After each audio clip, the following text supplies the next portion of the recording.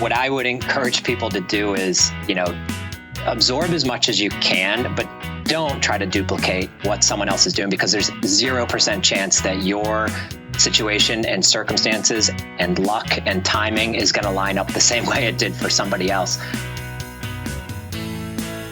This is Running for Real, the podcast for runners who know that for every runner's high, there are just as many lows. All those just missed PRs, easy runs that feel hard, injury blues, and more. Each week, we'll talk to running, health, and wellness experts about their highs, lows, and best advice to build our confidence.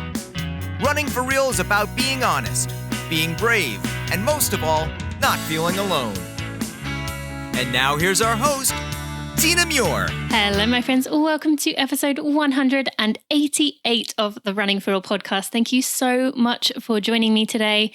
188 episodes. That is so many. I can't believe that we have come this far. And I'm really excited to be thinking about the future. And guest 200, I have to admit, I'm having a little bit of trouble trying to figure that out.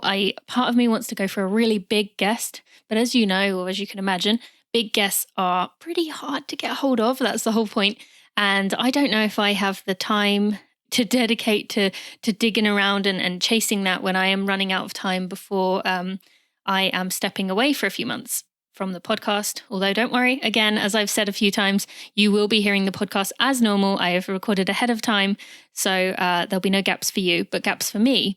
Or do I just go for my 200th episode kind of being like episode 100, which was, I had Sarah Crouch interview me, but kind of just like a recap of how things have been, as I will have not really updated anyone in a few months. So I'm trying to decide what to do with that. But for now, we are on episode 188, and I am excited to have the CEO and co-founder of Tracksmith on the show.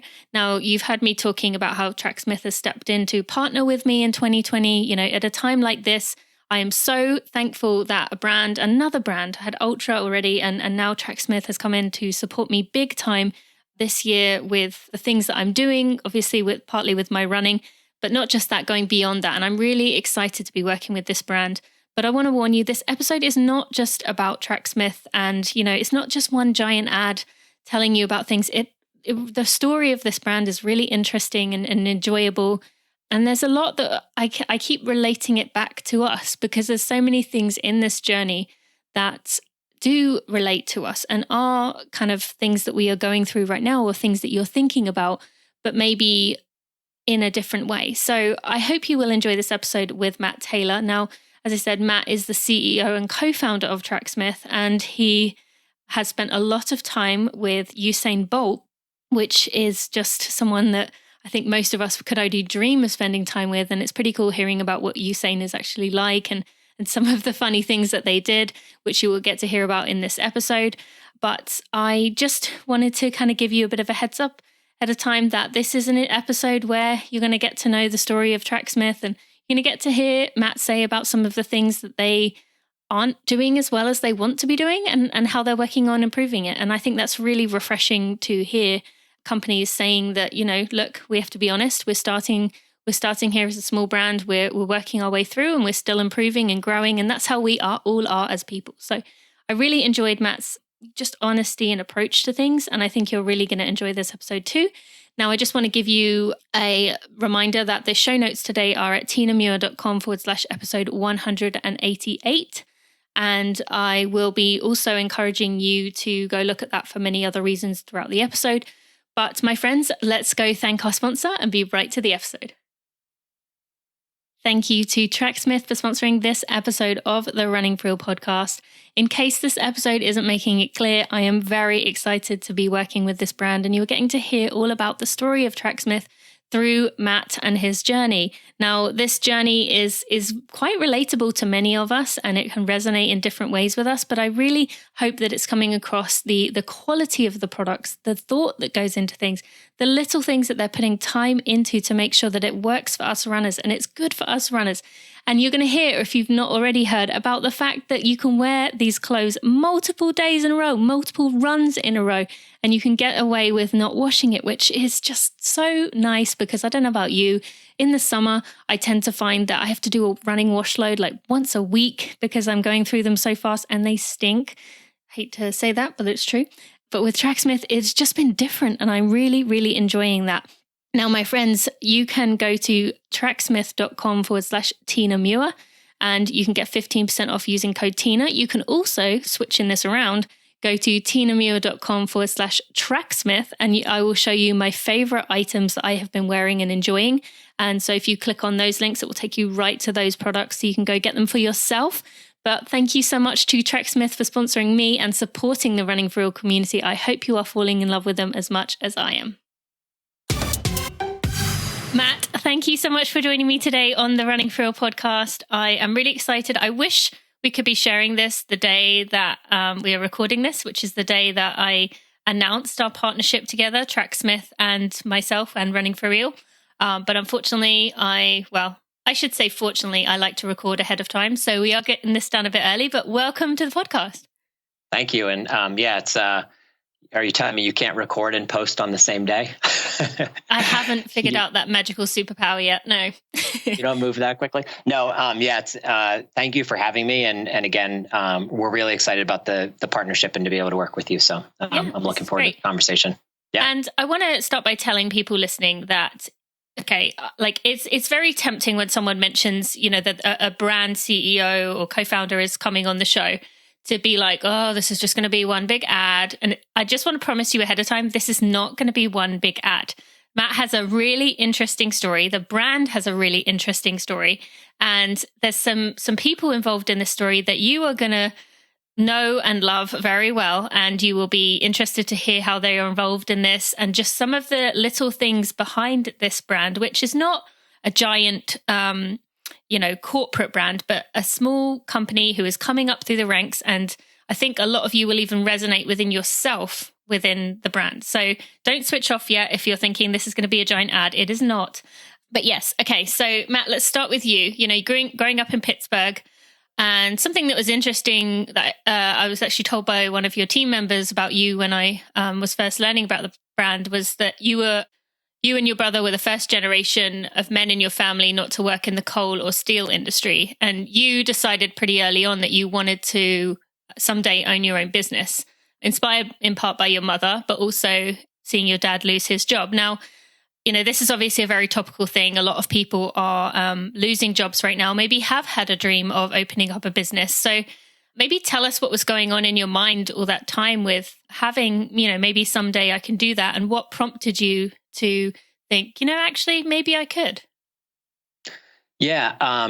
So like you said, both of my parents, my mom and dad, grew up in families, one on the coal side and one on the steel side. And in the sort of early 80s, mid 80s in Pittsburgh, both of those industries sort of deteriorated and ultimately sort of went under in roughly the same time. And in Western Pennsylvania, that's a huge part of the sort of the makeup of society and of the economy. And, I was young. I was born in 1977. So, this was some of my earlier childhood memories, but, just sort of seeing my dad go through losing his job and getting another one, and then sort of that one going under. And, those things don't shut down overnight. It's sort of a period of time. And again, I wasn't conscious at the time. I wasn't sort of, super aware even of what was going on. A lot of it's in hindsight that I've been able to sort of piece this little bit together. But, so seeing that, and I remember then my dad went and did a lot of different jobs for a period of time until he ultimately sort of landed in another company and in a role that he did for many years until he retired. But even when I was young, during this time, my dad started delivering the newspaper and would get up every morning at 2:30 in the morning, would drive to the depot, pack up the papers, do his route, come home, go to sleep for a little bit until we all got up and then woke up and went and did his regular job. And he ended up doing that all through high school and, just as a way to sort of continue to provide. And I just remember some, here and there snippets and quotes and things, and they're probably not direct. I've probably embellished, but it was basically that idea of like, find a way to be in control of your own destiny, figure out a way to do something yourself. And at the same time, my mom, she was always very entrepreneurial. So when my brother and I were born, we're 2 years apart. She stayed home with us for a period of time, but then went back to work. She sold real estate for a while, but ultimately she opened her own store, a retail store, sort of a country inspired interior design store, like Colonial Williamsburg was sort of the vibe of what that store felt like. So then she did that for a period of time and became an interior designer and just sort of worked for herself for her entire career until, she says she's retired, but she still helps some clients out here and there. And so I think, at a time when as a kid, you're pretty, I think, impressionable.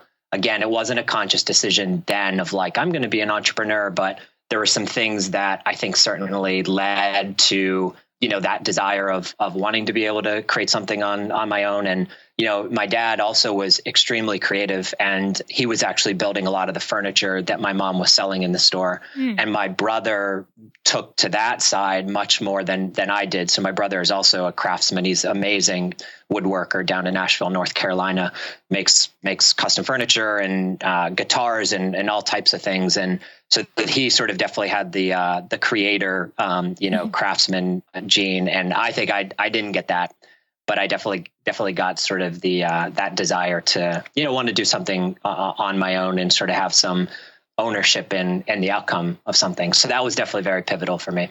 Yeah, I think I absolutely can see why. And I think a lot of people can relate to that right now, as there is kind of a lack of control. And I did have that podcast episode on finding a job, or maybe as a small business owner, what to do if you're struggling. And so maybe this is a time where people start to kind of plant the seeds and also think about, how your kids are learning things, maybe consciously or unconsciously, about what is going on right now. Because this is kind of a similar well, obviously this is a different situation to anything anyone's ever known, but there's a lot of job loss and a lot of kind of confusion and lack of control. So I wanted to start with that because I think, it is interesting to see, just to plant seeds in people's minds that you never know what you could do. So, after, go for it. I was just going to say, I think there's been a lot actually currently written and talked about in that regard of, usually in sort of times of recessions and depressions and things like that, that's when some of the best companies are built, because a lot of times people, to start a company, there are a few things that have to be lined up, and so much of it is timing, right? You just have to be in the right position in your life. And there's so much that's a risk analysis. Yeah. Is this worth the risk? And right now, for a lot of people, things can't get much worse. And so when your back's up against the wall in that regard, it might be the time you're like, okay, I'm going to do this thing. Maybe you've lost a job, or maybe you're not sure about your job. And, so it's the time you start writing, or you start a podcast, or you do something that you otherwise maybe didn't feel like it was the right opportunity to do it. So it'll be interesting to see what sort of, exactly. There'll be a lot that comes out of this period positively that will come out of it that we'll look back on 5-10 years from now and be able to point to. So yeah, thank you for adding that. Definitely a good point. All right, so then you went on after growing up in the family setting you just described there, competing for Yale and cross country and track in the late 1990s, and then went through a number of different jobs until you found yourself at the head of global marketing in Puma's running department. And I'm sorry, I say Puma. You say Puma, right? Americans. I've never actually said that word on the podcast. I do say Puma. Yeah. Okay, so I'm gonna. Puma. Okay, I can go to Puma. That works. I can make that happen. Yeah. I can switch pretty easily back and forth. Okay, so I'd love for you to share the story of. I know this is kind of a multiple step story, so maybe you could break it down into how you moved on from working at Puma to eventually starting Tracksmith, because this story in the middle is pretty interesting, and I think it would be great for the listeners to hear it. Yeah.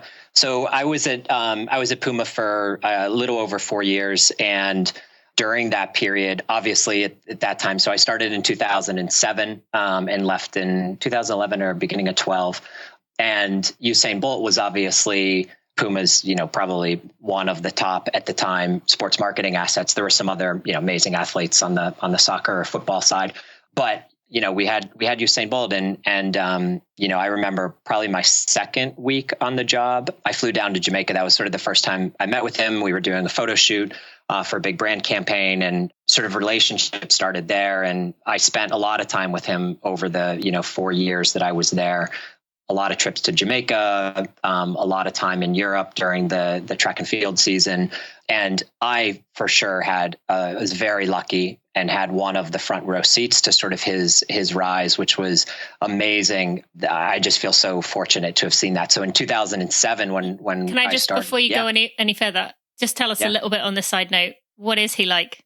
Yeah. I mean, so in 2007, this will be a good way to sort of see the evolution. So in 2007, he was at that point still an underachieving sprinter from Jamaica that a lot of people had much higher hopes for.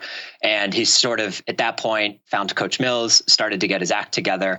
And in 2008 at a Diamond League meet in New York City, was it the Diamond League? I don't remember if it was the Diamond League back then, but the Icon Stadium meet, he broke the world record in the 100 that no one was expecting to happen. And it really didn't, go outside of the track and field world in terms of news. But, so I was there. I was the only one from Puma there that night. The meet was delayed because of a thunderstorm. And so it was very late, after 12, maybe when he broke the record. And I just I panicked. Here I am with this guy who just set the world record. We had no plans in place, no PR people there, no photographers. So I just grabbed a finish line photographer, asked him to meet us in Times Square in an hour, went back with Usain to the hotel, told him what we were going to do. He put on, a sweatshirt that had stains on it. We on the way to Times Square, we stopped at McDonald's so he could get some chicken nuggets. I think he spilled more barbecue sauce on his sweatshirt as we were going, and he brought his shoes, and that was about it. And we took some photos in Times Square, and that was like the very beginning of what became this meteoric rise. So at that time, was this totally unexpected? For even like it wasn't that he was showing promise, and then all of a sudden he'd blown through. This was just totally out of nowhere. I think, maybe for him and his coach and his training partners, maybe they knew he was getting close to that level. I think for the rest of us, we were viewing the 100 as sort of training for the 200. Okay. Going into 2008 Olympics. He did say he wanted to break that world record, and he was really set on being the best 200 meter runner ever. And so I don't know if that, how surprising that really was to those people, but I think to the rest of the world, it was pretty surprising. So back then and even, even beyond 2008 and 9, Usain was a kid at heart and still is. He loved, video games. He loved, joking around and messing around, and took training very seriously when he was on the track. But he wasn't one of those people that let the sport consume him as a person.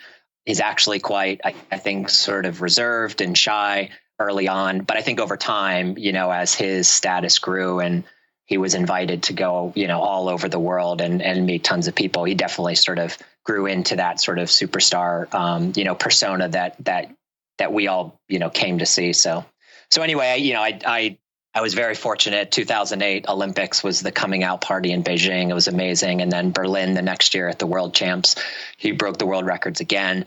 So anyway, I was fortunate enough to get to know him a little bit personally and obviously professionally. And so while I was thinking about Tracksmith, which to me was never like this single moment in time, was like, okay, I have this idea, I'm going to go do it. I think it was more accumulation of all of my experiences. So I had been an athlete. I've run my entire life for the most part. I'd worked in the industry. I had done some sort of things on the content and storytelling side. And so I think I just sort of through all of that was putting some pieces together around an idea for a brand that I thought was missing, that really sort of celebrated, the sport in a different way and elevated the sport in a different way.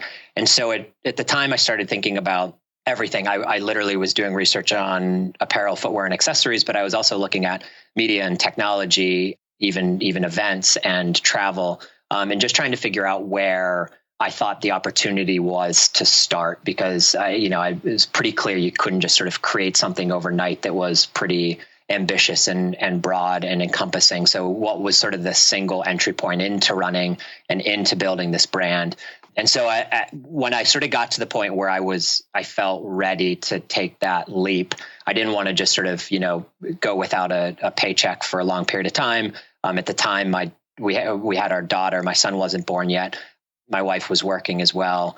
So this is a long way of getting to your question of that sort of transition from Puma to Tracksmith. Usain, as I said, was a big gamer. He loved to play video games.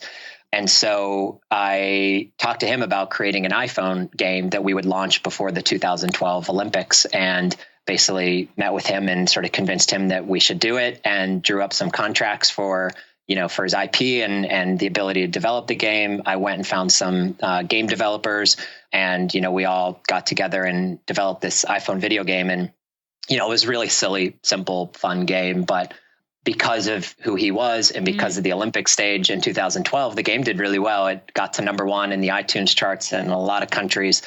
And it gave me a little bit of money, enough money to sort of provide the time and the seed capital for me to start spending all of my time on getting the Tracksmith idea, up and off the ground. So at that point, you decided it was going to be apparel? Yes. At that point, I was sort of set on apparel, and specifically men's apparel to start. Only because, again, doing all of my research, that seemed like the easiest opportunity to enter the market with something that was very distinct from everything else that was on the market. For a lot of reasons, men's apparel from the running brands was sort of it got the least amount of resources and attention. Footwear is king at most of those brands.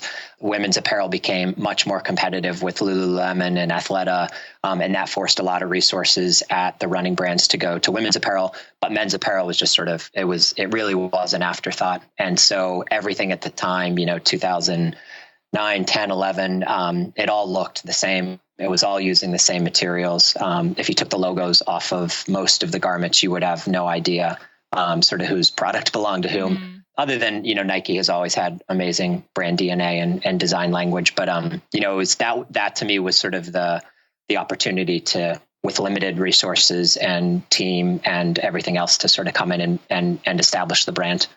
So the gap that you saw was just kind of, what was it that you wanted to, you said all the kind of designs looked the same. You could have taken the logos off and not really seen anything. But what did you see there as, okay, I would like to make it, obviously Tracksmith does stand out you can definitely tell Tracksmith apart from other brands, but what was it you saw at that time and you thought, I'm going to fill that gap?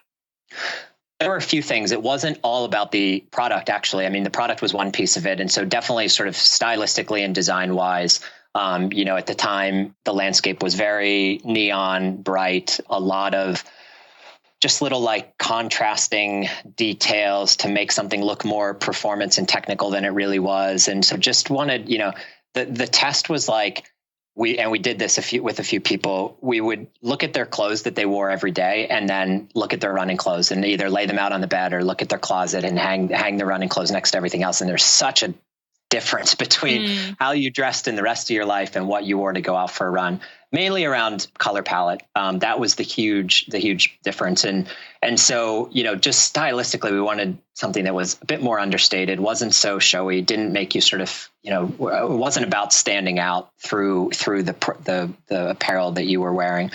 So stylistically, there was an opportunity there.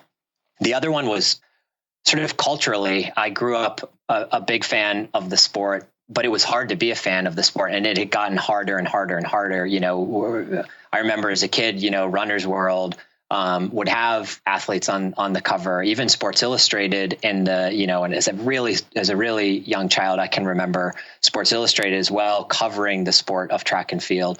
And over time, I think as those early brands who grew up as running brands got bigger and bigger, they had to branch out and they had to go into other sports and they had to reach a broader audience. And so a lot of that got watered down, and it was just really hard to be a fan of the sport and to sort of, we always talk about sort of like the sport went, or the industry went to the ends of the spectrum, right? You were either all about the professional side of the sport and, trying to win an Olympic gold medal, or it was the far other end of the spectrum of trying to get people, into running for the first time. And both of those are great and noble. There's nothing wrong with trying to sort of, be in both ends of that spectrum. But in the middle, we felt there was just this, enormous group of people who really were into running, didn't have to be a fan of the sport, but they were committed. They wanted to improve. They were training hard.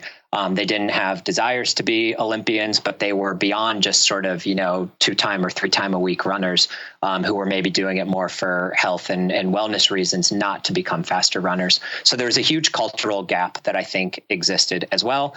And then the other thing was that all of the brands were driven by wholesale accounts, right? They were mostly selling their product to other stores to then sell that product.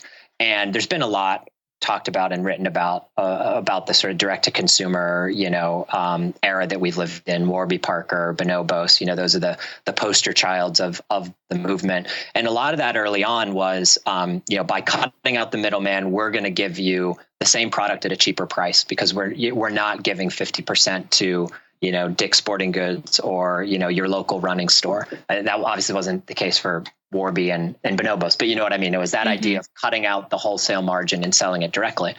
But what really tipped it for me when I started looking at material selections was there are amazing fabrics, there are amazing textiles that exist. And I couldn't figure out why the brands weren't using some of those fabrics.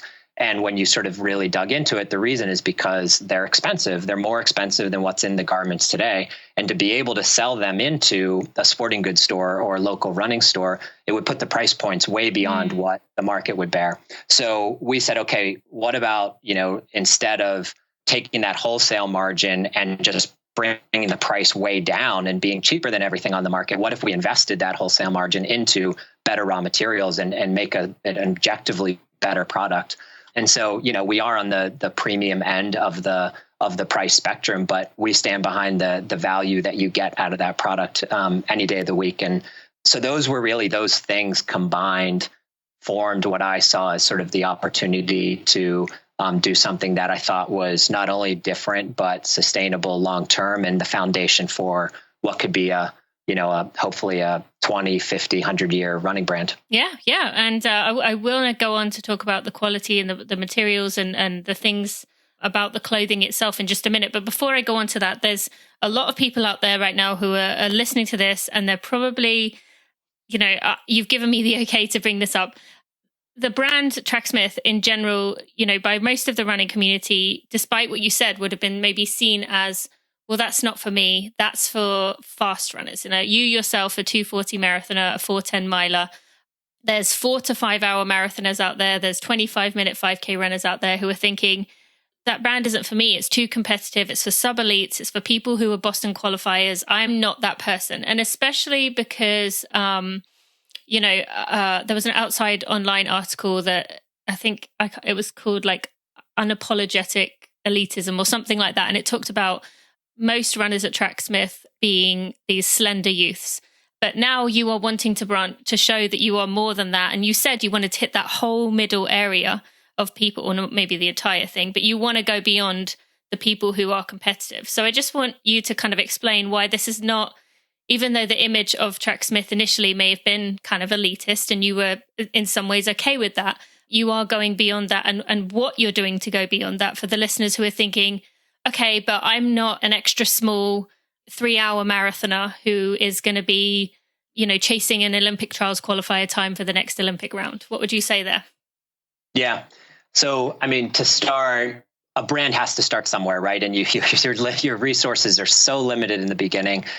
Your team is so small. And so, you just have to sort of work with what is there in the early days. And so for us, that meant, for example, on our first photo shoots, we were working with athletes who were, predominantly in their 20s, actually some early 30s, but let's say on the younger spectrum, they were sub-elites. So they were, not professionals by any stretch, but they, ranged from, maybe making an Olympic trials standard in the marathon, a 220, marathoner, on the men's side, a 245 on the women's side. Those were just sort of the people who were in our orbit, and also asking people to go away to a cabin in Vermont for 3 days for a photo shoot. The types of people that are willing to do that for a brand that hasn't been established yet is interesting. So we started there, and perception is in the eye of the beholder, And we knew that perception existed. That outside article that you referenced, is absolutely fair.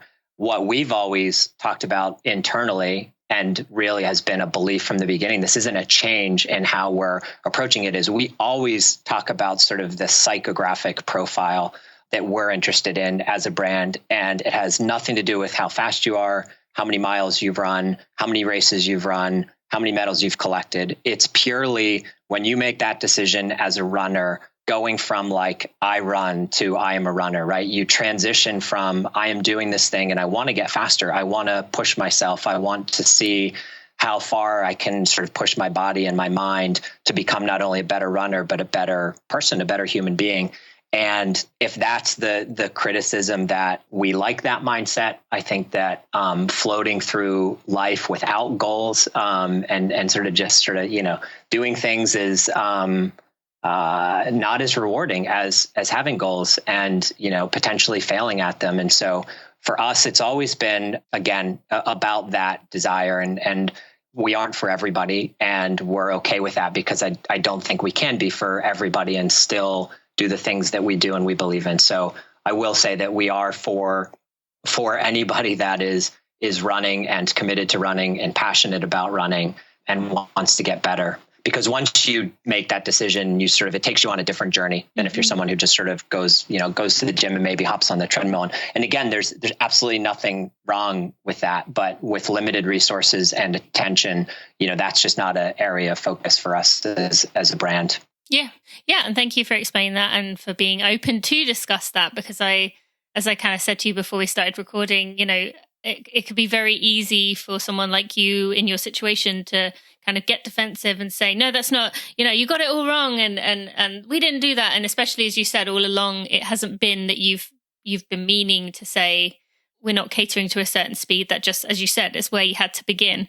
But that's exactly why I wanted to bring this point up, because when I had the conversation with Tracksmith, I specifically said I was concerned about my community being excluded or not feeling like they are involved and fast enough to be in the Tracksmith crowd. And, the answer I got back just kind of really impressed me, and I was just so happy. And that's why I wanted to have you bring it up, or to us talk about it here, because I think even, that perception has never been there in your eyes, but it has kind of by the rest of the world. And I'm glad that we can go beyond that. And on that note, sizing wise, there are some of my listeners out there who maybe don't fit into the typical small to large clothing size. Do you have plans to include some larger sizes? And you do actually have extra smalls on the men's side, which I know is quite a rare thing. And I know men are often struggling to find those extra smalls if they are those little smaller, very slender guys. But tell us about, plans for the future with in terms of expanding to reach more people. Yeah, I mean, we have been working on it on both the men's and women's side, being more inclusive on the sizing, both larger and as you mentioned, smaller on the men's side, because there's for a lot of really petite runners, there's on the men's side some issues there as well. So so it's something we have in development now. In the coming seasons, we will have more sizes than we currently have. So okay. It's definitely been a focus of our product team for the last season as we've gone through development. Yep. Thank you.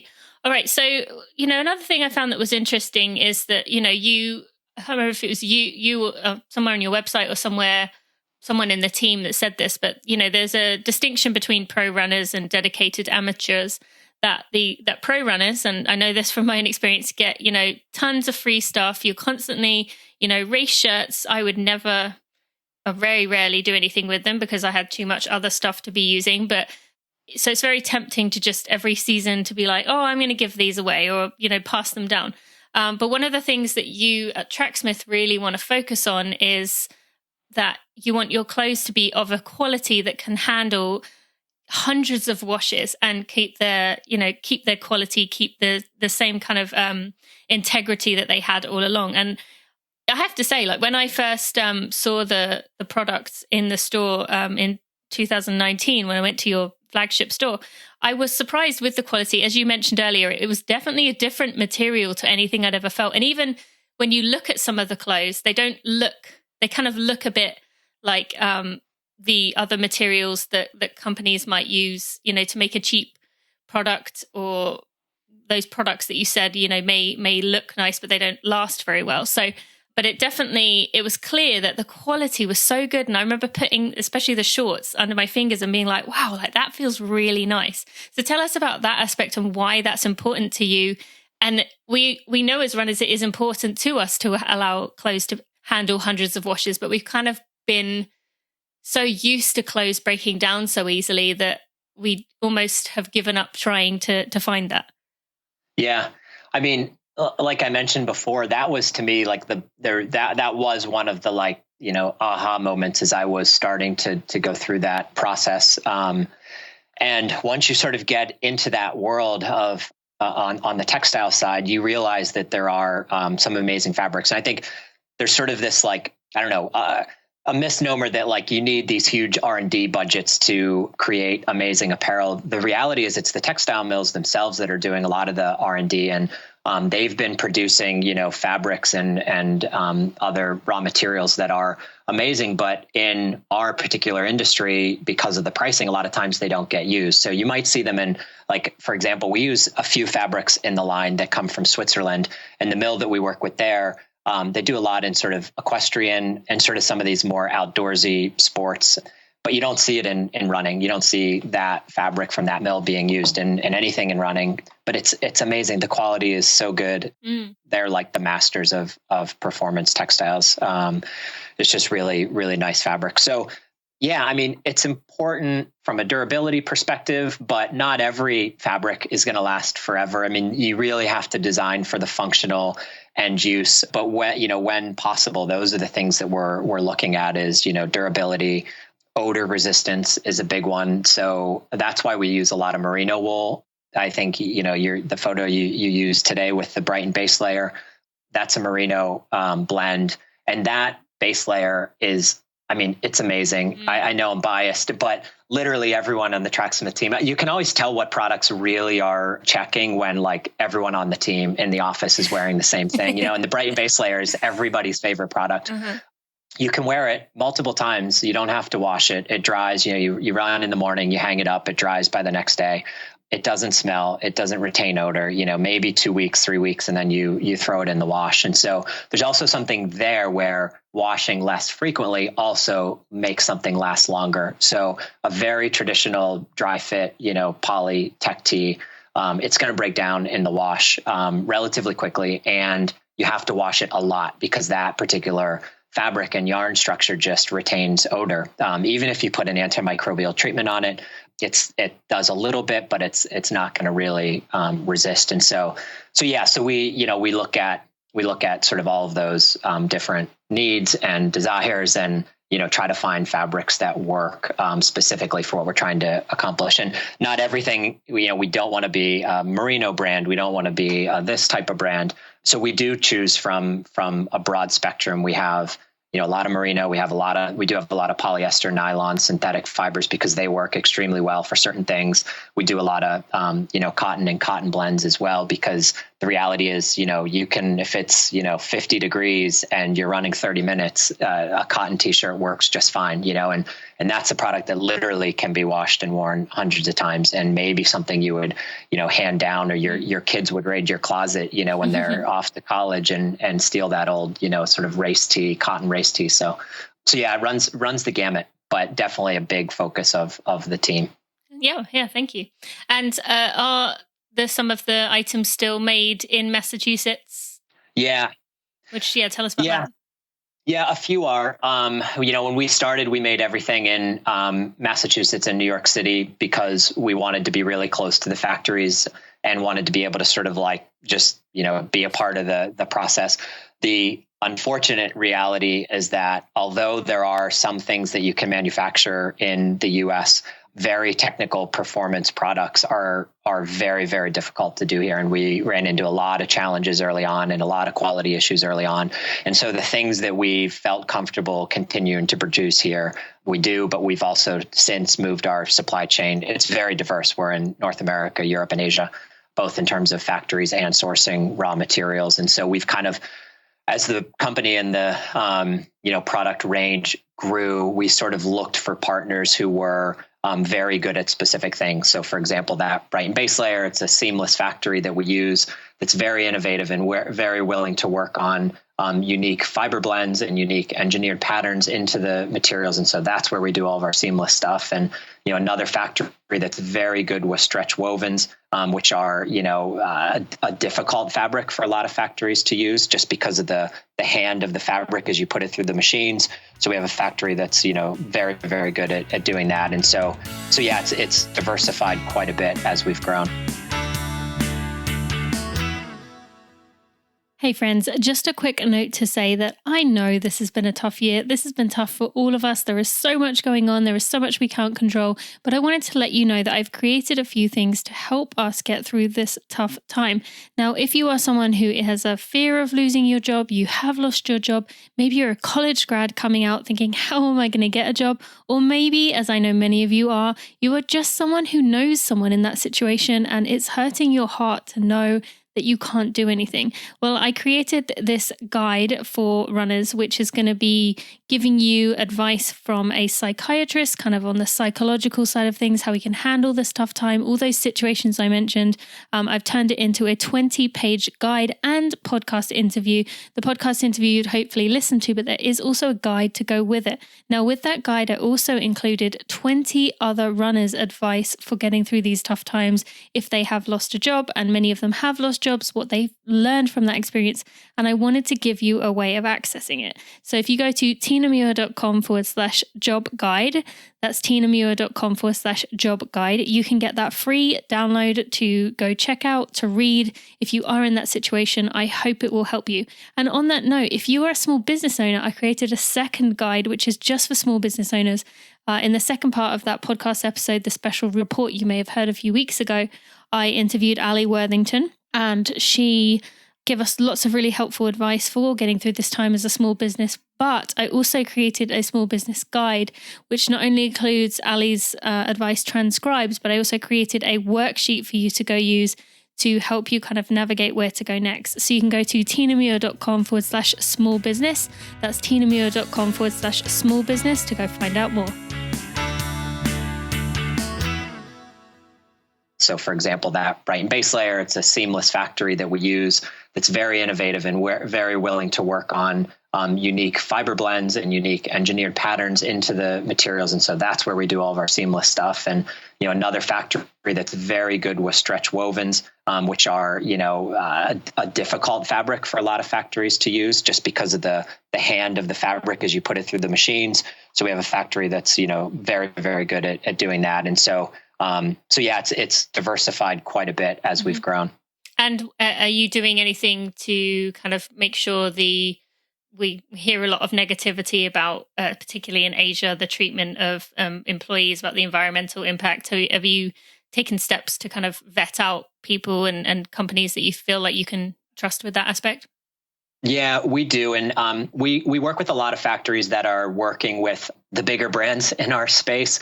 And they, that's kind of like a shortcut in the sense that a lot of those brands have very strict protocols in place and vetting of factories and things like that. So, if Adidas or Patagonia or a brand like that is working with the factory, you can be certain that it's meeting all of those criterias.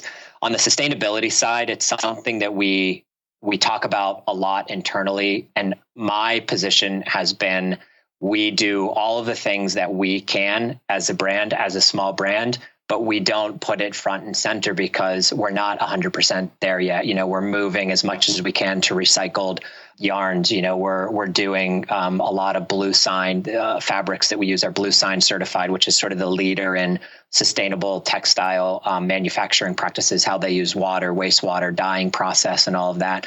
But it just feels a little disingenuous to say, look at us, we're sustainable, when we know we're not 100%. And, at the end of the day, our industry as a whole is one of the worst. We're shipping garments, by boat and plane all over the world. And so we're sort of looking at the things that we can do that are in our control. And we do those and we make that a priority.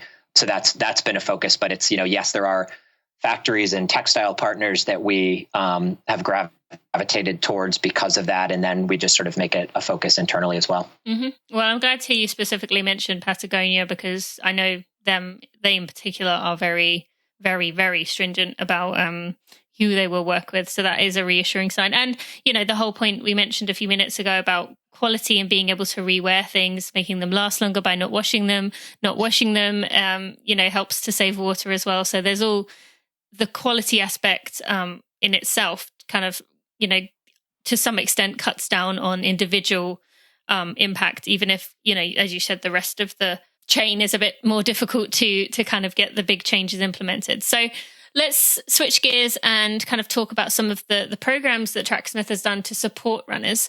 Now, you did Olympic Trials Qualifier program in partnership with Linden. Is it Linden? I was a bit confused with that. Times two. Okay, so that's what it is. I was like, did I read that wrong? Which obviously most people know is Ryan Linden, Des Linden's husband. And so tell us about what that program was. What did that involve for people who were chasing the Olympic trials and had reached that qualifier? Yeah, so the program, the idea really started out of a desire to support people sort of in our orbit. So we had, 3 employees who 3 of them ultimately got the standard. 1 came agonizingly close.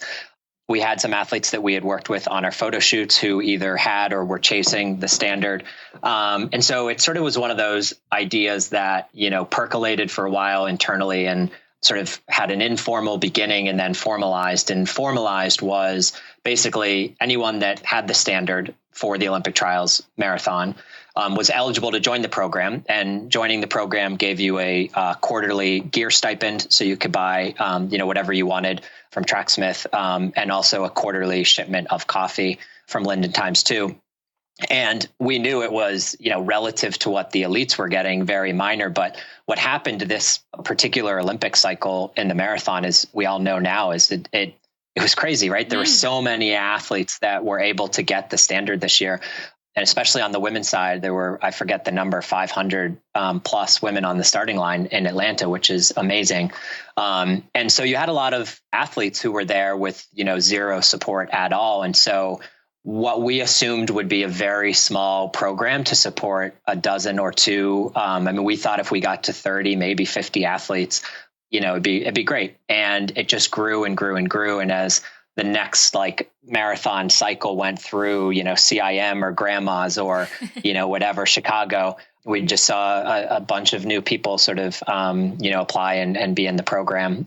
So it was amazing. It's like one of the sort of, it's a very small thing on the grand scheme of things, but it's a very proud moment for me and for Tracksmith, I think, just to be able to support in a small way so many athletes and really bring them in. And the feedback we got was so positive because, in Atlanta we had a suite and it was just a nice relaxing place. People could come. We brought 3 massage therapists, physios down with us. Athletes could get treatment. So for a lot of these athletes who are not professionals and not used to that, it was just it was a nice little addition to what was already a very special weekend for them. And so it was a lot of fun to be able to do that. That's really cool. And how many people did you have total? Do you know? We had 20% of the field, that is which was shocking. Wow. And everybody also got a special, race kit on the day.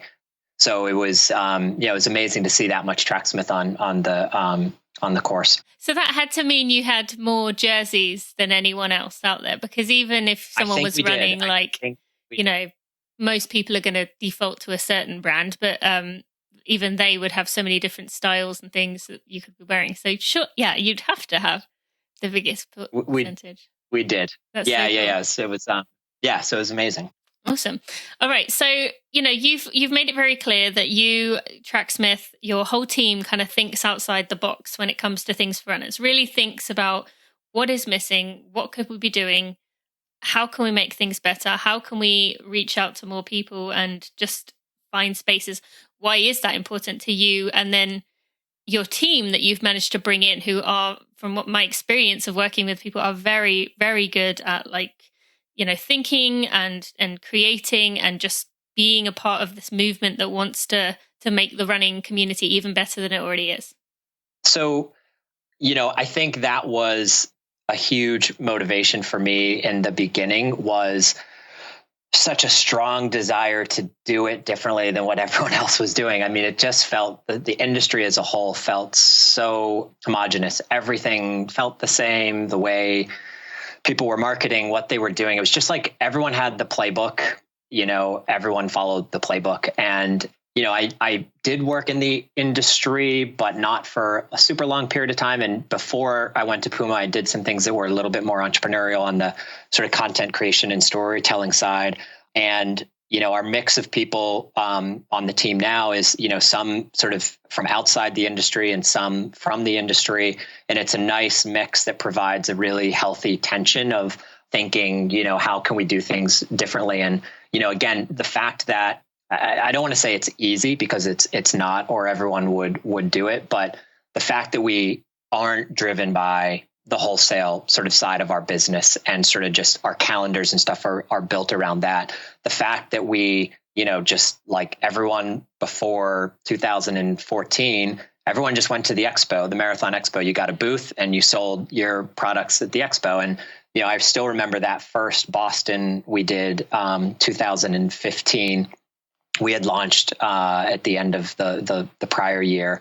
And, I thought about the expo, but I just I couldn't stand expos. I've been in a million of them. They're not a place to present a brand. They're not a place to even engage in any serious way with the customer. It's a flea market sort of sorts. And so we just happened to be on Newbury Street, and we saw this space with a for lease sign.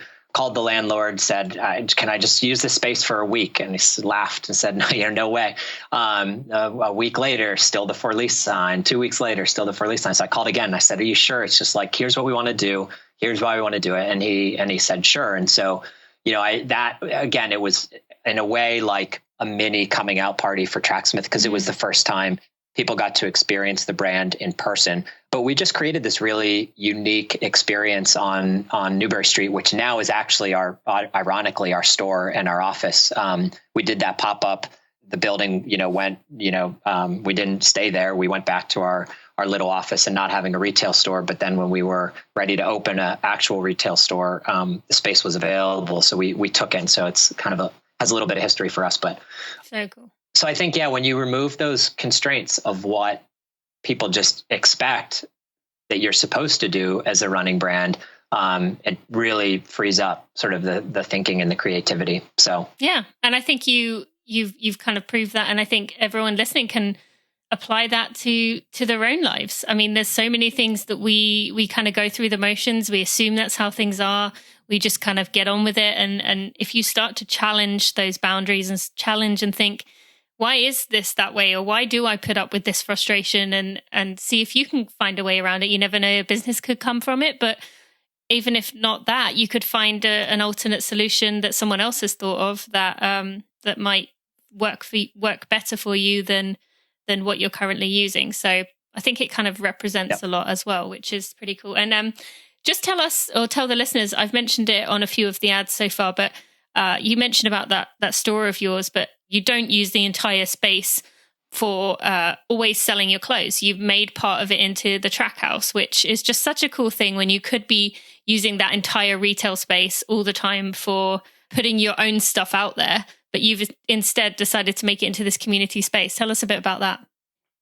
Yeah, I mean, so it's the space is, it's 2 stories. And when we first took the space, the team was relatively small, or smaller than it is now. And we worked on the second floor at these sort of like bar top tables on our laptops during the day. And then at night, we'd sort of clear that out, and we would host, Tuesday and Thursday runs from there. On the weekend, Sunday morning, we'd host a long run. And then, Boston Marathon weekend, or, some of the other big sort of Boston race weekends, the number of people that would come through there just was staggering. And thankfully, as the brand grew, we were fortunate enough to be able to take the 3rd floor of the building. So now our office, we've moved everyone upstairs. And so now those 2 floors are purely dedicated to, the first floor is a very traditional, traditional retail store.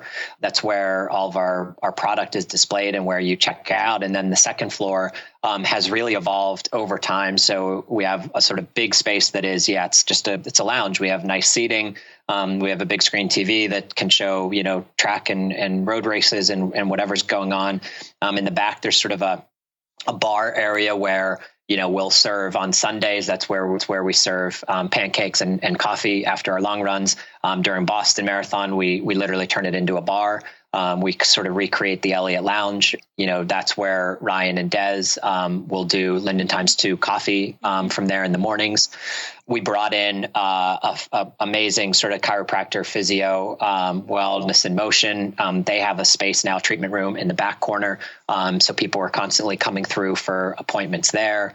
We bought some old lockers, vintage lockers. So there's, tons of locker space. You can come and drop a bag at lunchtime or after work.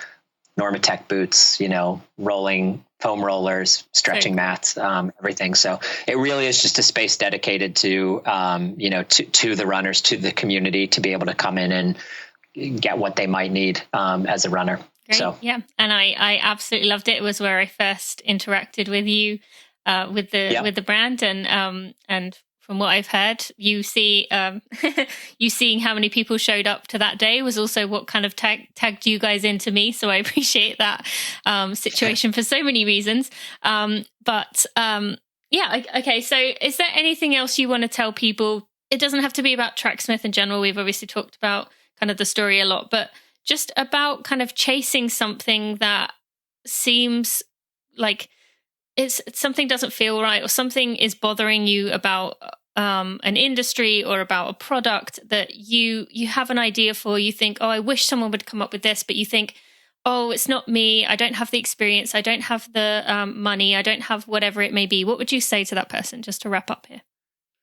Yeah, I mean, it is very, it's very challenging. And I think that so often, like, somebody is out there saying, this is how I did it and you should do it. And when I was starting Tracksmith, I tried to talk to anybody who would take a call or take a meeting, and say, how'd you do it? What'd you do? And it became very clear to me that everyone had their own unique sort of set of circumstances and challenges and variables. And so, I for a while was like, okay, I'm doing it this way because this person did it. And then, and then I'd change my mind a week later and say, oh no, I'm going to do it this way. And so I just sort of what I would encourage people to do is, absorb as much as you can, but don't try to duplicate what someone else is doing, because there's 0% chance that your situation and circumstances and luck and timing is going to line up the same way it did for somebody else.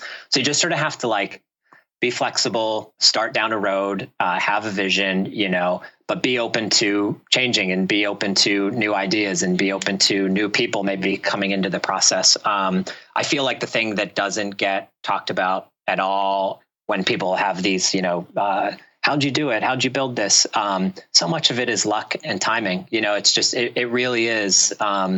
And, this is a perfect example. Like, no one could have predicted coronavirus. I mean, this will literally, companies will go out of business. Amazing ideas, amazing entrepreneurs will not succeed because of what's happening. Mm-hmm. And you can't plan for that, but at the same time, amazing entrepreneurs and ideas will thrive in this environment, and new things will come out of it that will be very successful. And so, I mean, it's so cliche, you just go do it, put your head down and do it. But the reality and the nuance is a lot different than that. And I think if you feel like you're at a point in your life where you are ready to take the risk, then you just have to jump in. There's no stepping in halfway on things like this. I'm sure when you started your podcast, it was, you probably had those same conversations. Oh, maybe I'll just I'll test it. Or at some point you just got to say okay, I'm doing this and I'm going to commit to it. And I might not know for a year or two if it's really going to be successful, but you have to make that jump. And so I don't know, that's kind of not a great answer. And definitely. I appreciate your honesty there, because that is the truth, that luck does come into things. But one thing I want to just add to people who, if we just completely popped all their balloons, is you don't have to dive straight in. If you have this idea, that doesn't mean quit everything, put everything you own into it, right? Especially right now. there's a podcast called Smart Passive Income, a guy called Pat Flynn, which I would definitely recommend people listen to. And it was all about doing things on the side in your, 2 hours after your kids go to bed, or getting up at 5 a.m. to get it in then. If you can find, other people say, 1 hour, 5 days a week to do something, you can do it on the side, you can test it out, you can start learning, start getting experience. And yeah, if it gets to a point, like Matt said, you have to jump in. Yep, that's fine. But at least for now, you haven't, removed all your stability in your life. So Smart Passive Income, I'll put a link in the show notes. That podcast is definitely one. He gives a lot of great ideas for how to kind of do it as a side hustle while you kind of learn and figure out things. Yeah. It's really to be honest, the best analogy I think is it's the same as running, right? It's literally the analogy of sort of delayed gratification of having to build a foundation first. You can't just sort of, you don't go out on the first day of running and win a race. You don't get fast right away. It takes a long time. But to your point, the sort of consistency and sort of putting small pieces together over a long period of time certainly can pay off. And sorry, I didn't mean to think you have to, because a lot of people can't do that. You can't just quit and jump in. But I think you do get to a point where after sort of feeling like you've tested and you think it can be successful, that at least mentally you just have to commit to it. Yeah, you'll get a sign of some kind that this is it. Yeah. All right. So Matt, how can people find out more about you and tell us where people can go follow Tracksmith? I'm relatively off the grid, so you can come to the track house and meet me in person anytime. Tracksmith is tracksmith.com, and social media, Instagram, Twitter, all those places. Yeah. And I will say, just to remind people, if you use code TINA, when you go to tracksmith.com/Tina Muir, if you use code TINA, you will get 15% off your first order. So if you haven't already checked that out, go do it. All right, Matt, thank you so much for your time, for just creating this brand, for supporting me and just everything you're doing for the running community. We didn't even get a chance to talk about the Speed project, which I would recommend people go look at. I'll put a link in the show notes. That's just another thing that Tracksmith has done, which is just really cool. So thank you so much for your time. Thank you. I really appreciate it. My friends, if you have a minute and you could leave a review on your favorite podcast player, Apple Podcasts, iTunes, Stitcher, Overcast, Pocket Cast, Spotify, or whatever else podcast player you use to listen to this podcast, or if you would subscribe to this podcast, you will help me get out in front of new runners to make our tribe even bigger and even better. It might not seem like you as one person can make a difference, but really it helps a lot. And it shows me you appreciate the hard work I put in for those. Thank you so much. I really loved getting to know Matt there. And I think, as I said at the beginning, I think this episode can really resonate and relate to a lot of us in very different things that we're going through. But again, as Matt said right at the end there, it does relate to running, doesn't it? Everything can be a running analogy if you look at it in a certain way. And I think that came across in this episode. But also, there's so many things that Tracksmith went through, that Matt went through, that maybe you speak to in your own life. And I hope the links that I provided in the show notes are going to be helpful for you to learn more if you are someone who has an idea or has a void or a gap that you want to fill. So you can go to tinamuir.com/episode 188 to read the show notes, to get all the links. And remember to go to tracksmith.com/Tina Muir and use code TINA to get 15% off your first order at Tracksmith. Now, next week, my friends, I am excited that I will be bringing Sarah Crouch back on the show. A lot has changed for Sarah over the last year. And, well, more than that now at this point. No, it is about a year. That's right.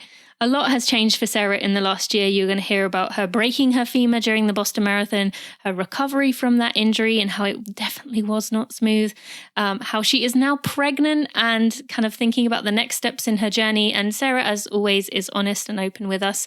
And I think you're really going to enjoy that episode. And that is my episodes. I am handing over the reins to her to start hosting some of my episodes. So be sure to check out that one next week. Be sure to go check out Tracksmith. And remember my email list, you can also go join by going to tinamuir.com/subscriber to make sure you get my email newsletter. That's the only work thing I will be doing during this maternity time. So you will hear from me every Monday, just a short email, kind of something that I'm thinking about for the week, something that spoke to me throughout the week. And I have a pretty good rating of managing to get that to be things that you are thinking about or relating them to things that you are thinking about. So I'm really proud of how well my email newsletter does and how many people that I manage to connect with every week. So you can go to tinamuir.com/subscriber to go sign up for that. All right, my friends, have a wonderful week. I'll see you next Friday. Thanks for listening to the Running for Real podcast. Be sure to check out tinamuir.com for show notes and even more helpful running information.